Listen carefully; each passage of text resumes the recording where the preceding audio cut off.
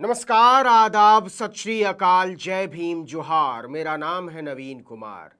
आपको बुरा लगेगा, लेकिन जो लोग कहते हैं कि हम देश के दुश्मनों को पाताल से भी ढूंढ निकालेंगे, उनकी आंखों में घूर कर देखना और पूछना कि नजीब को क्यों नहीं ढूंढ पाए। सॉरी नजीब, तुम्हारे साथ यही होना था। तुम एक मुसलमान जो थे, इस देश में किसी की दिलचस्पी नहीं थी तुम्हें खोजने में, लेकिन खोजने का नाटक तक बंद कर दिया गया है। जी हां, नजीब को किसी ने नहीं मारा। पता नहीं उसे जमीन निगल गई या आसमान खा गया। हालांकि मारा यहां एक गलत शब्द है। हो सकता है नजीब अभी जिंदा हो, बस उसकी तलाश की फाइल बंद कर दी गई है। कोर्ट ने कह दिया है कि सीबीआई ने बड़ी मशक्कत की, लेकिन नजीब को नहीं तलाश पाई। कोई बात नहीं, अब इस नाटक की भी कोई जरूरत नहीं है, घर बैठिए। और नजीब कश्मीर, झारखंड, छत्तीसगढ़ या तेलंगाना के किसी सुदूर जंगल से गायब नहीं हुआ था। भारत की राजधानी दिल्ली की सबसे शानदार यूनिवर्सिटी जेएनयू से गायब हुआ था। जवाहरलाल नेहरू यूनिवर्सिटी के हॉस्टल से। कुल 24 साल का नजीब अहमद उत्तर प्रदेश के बदायूं से बायोटेक्नोलॉजी में एमएससी करने जेएनयू आया था। उन्हें जेएनयू का माही मांडवी हॉस्टल का कमरा नंबर 106 अलॉट किया गया। उनके रूममेट थे कासिम। अब जरा सुनिएगा घटना का सीक्वेंस।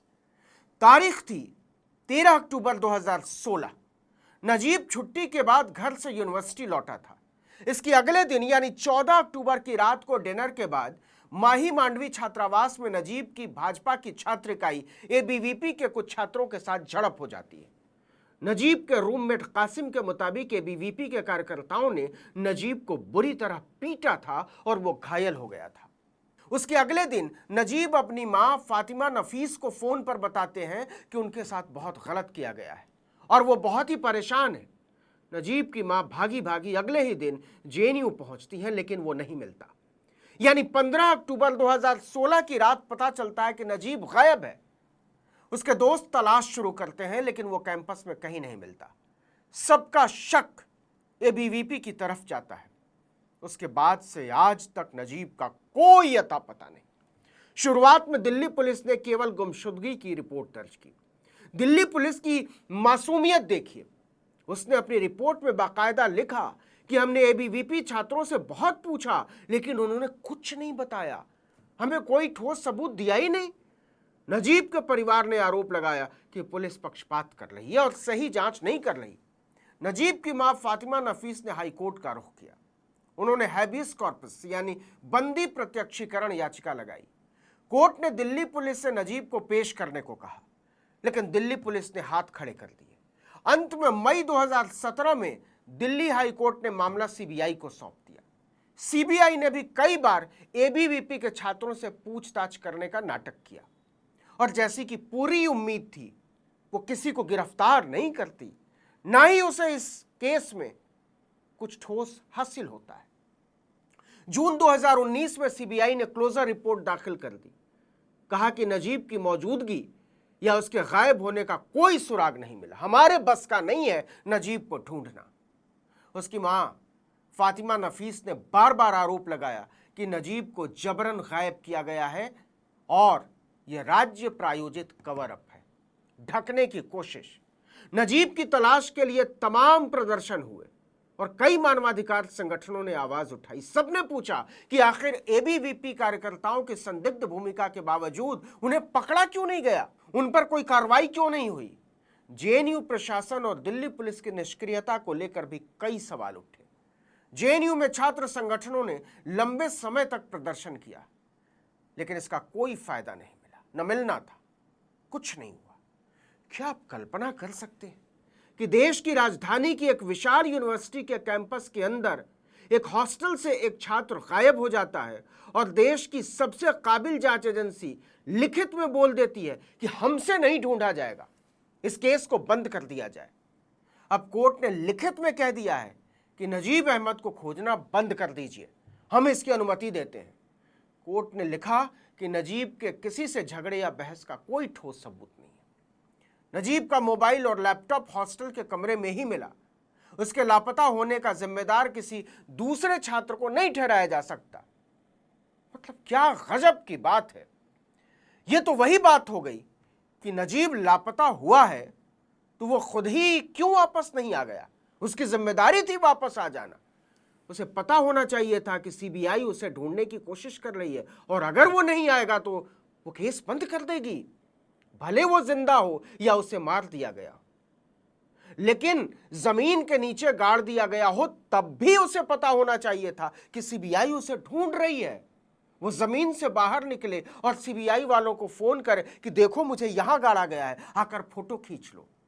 और अगर नजीब ने ऐसा नहीं किया तो इसका दोष दिल्ली पुलिस को या सीबीआई को कैसे दिया जा सकता है, जेएनयू को कैसे दिया जा सकता है? सीबीआई कर ही क्या सकती है? इस तरह इस देश के न्यायिक तंत्र ने, इस देश के राजनीतिक तंत्र ने, इस देश के सामाजिक तंत्र ने और इस देश के नैतिक तंत्र ने मिलकर नजीब अहमद की मां फातिमा नफीस को हरा दिया। यह महान देश अपनी राजधानी में बनी देश के टॉप यूनिवर्सिटी के हॉस्टल से गायब हो गए या गायब कर दिए गए एक होनहार छात्र के बारे में इतना तक नहीं बता सकता कि वो जिंदा है या मार दिया गया। और वो दावे करता है चीन, अमेरिका, जापान, जर्मनी को पीछे छोड़ने का। रही बात भारत की किसी संगीन मामले में जांच करने की हैसियत की, तो जो देश पहलगाम में हुए नरसंहार के आरोपियों के सही स्केच तक नहीं बना सकता, उसने अगर नजीब को ढूंढने में हाथ खड़े कर ही दिए तो कौन सी बड़ी बात हो गई। आपको बता दें कि मोदी सरकार के निकम्मेपन की वजह से हुए पहलगाम नरसंहार के बाद आतंकवाद निरोधक दस्ते ने 2 संदिग्धों के स्केच जारी किए थे। उन स्केच के आधार पर आतंकियों की बाकायदा तलाश होती रही। महीने भर तक तलाश का नाटक खेल चलता रहा। इंडियन एक्सप्रेस ने पोल पट्टी खोल दी कि आपने तो कहा था आतंकी पाकिस्तान से आए थे, लेकिन स्केच तो भारतीयों के हैं, वो भी बहुत गरीब लोगों के। जिन 2 युवकों की शक्ल स्केच से मिलती थी उनमें से एक की पहचान परवेज अहमद लोन निवासी काजीगुंड के रूप में हुई। वो हमले के समय अपने घर पर था और लोगों ने उसे वहां देखा था। उसके मोबाइल फोन की लोकेशन वहां मिलती है। स्थानीय गवाह कह रहे हैं सीसीटीवी फुटेज इसे पुख्ता करते हैं। लेकिन जब तक ये सब हो पाता, साबित हो पाता, सोशल मीडिया पर उन्हें आतंकी करार दिया जा चुका था। तमाम मानवाधिकार संगठनों और स्थानीय नेताओं ने कहा कि एक मुसलमान को एक फर्जी स्केच बनाकर केवल संदेह के आधार पर फंसाने का यह क्लासिक केस है। ऐसे तो आप किसी को भी निशाने पर ले लेंगे, फिर उसका स्केच बनवा देंगे, कुछ दिनों तक तलाश का नाटक करेंगे, ढोंग करेंगे और फिर उसे अंदर कर देंगे, जिंदगी जेल में सड़ जाएगी। सॉरी नजीब, ये मुर्दा देश तुम्हारी मां को इतना तक नहीं बता सका कि तुम जिंदा हो या मर गए, और अगर तुम मर गए हो तो भी आखिरी गुस्ल कराने का हक था उनका।